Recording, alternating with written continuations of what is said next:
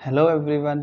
जैसा कि आप सभी जानते हैं कि आज 2 अक्टूबर है और आज ही के दिन हमारे 2 बहुत ही बड़े महापुरुषों का जन्म हुआ था। पहले हैं हमारे गांधी जी, जिनको हम लोग राष्ट्रपिता के नाम से भी जानते हैं। उनका योगदान हमारी देश की आज़ादी के लिए सबसे ज़्यादा रहा है। वैसे तो बहुत सारे लोगों का योगदान है और मतलब हम उनको काउंट भी नहीं कर सकते। सबने ही अपनी जान की बाजी लगा दी हमें आज़ादी दिलाने के लिए।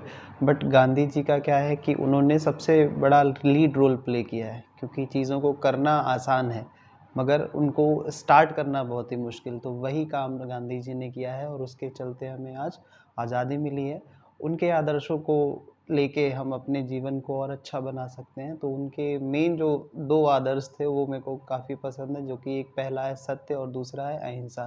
कि सत्य के मार्ग पे चल के हम अपने लक्ष्य को प्राप्त कर सकते हैं और दूसरे के मन में अपनी एक अच्छी और एक पॉजिटिव छवि बना सकते हैं। और दूसरा अहिंसा उनका सबसे बड़ा हथियार था। जैसे बोलते हैं कि गांधी जी के 2 सबसे बड़े हथियार थे, एक सत्य और दूसरा अहिंसा। उसी के बदौलत हमें क्या है, आज़ादी मिली हुई है। तो अहिंसा के मार्ग पे चल के ही इतने बड़े साम्राज्य को उन्होंने क्या है, घुटनों पे टिका दिया और हमें आज़ादी आज मिली है और हम खुली हवा में सांस ले पा रहे हैं।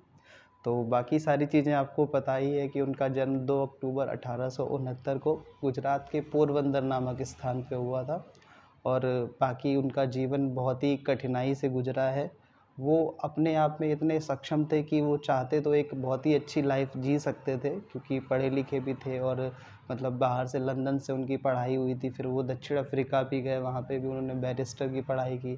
जब अब वो लौट के आए अपने देश, तो उन्होंने इस देश में जो स्थिति थी उसको देखा, इस परिस्थिति को देखा। तो उन्होंने अपनी अच्छी लाइफस्टाइल को छोड़ के हमारे बीच में रहना और हमें आज़ादी दिलाने और हमारे हक़ के लिए उन्होंने लड़ना उचित समझा। और उसी का नतीजा है कि आज हम खुली हवा में साँस ले रहे हैं।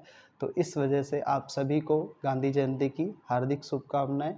और उनका सबसे बड़ा जो पर्सनल एक्सपीरियंस उनका रहा, जो वो चाहते थे कि स्वच्छता पे उन्होंने सबसे ज़्यादा बात की। बाकी सारी चीज़ें हैं, आप सारी चीज़ें जानते हैं, स्वच्छता को लेके उन्होंने सबसे ज़्यादा बात की है। तो उनके अकॉर्डिंग 3 प्रकार की स्वच्छता की बात होती है। पहला एक क्या है कि मानसिक रूप से हर व्यक्ति को स्वच्छ रहना चाहिए, दूसरा आपका शारीरिक रूप से और तीसरा आपका सामाजिक रूप से।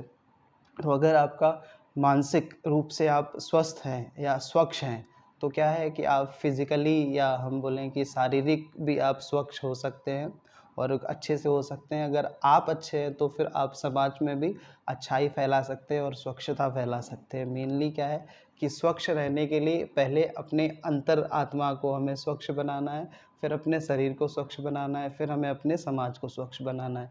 अगर हम अच्छे हैं तो पूरी दुनिया अच्छी होगी, अगर हम अच्छे नहीं हैं तो पूरी दुनिया अच्छी नहीं होगी। ठीक है? तो आज की बात को हम यहीं विराम देते हैं, फिर आगे हम और बात करेंगे।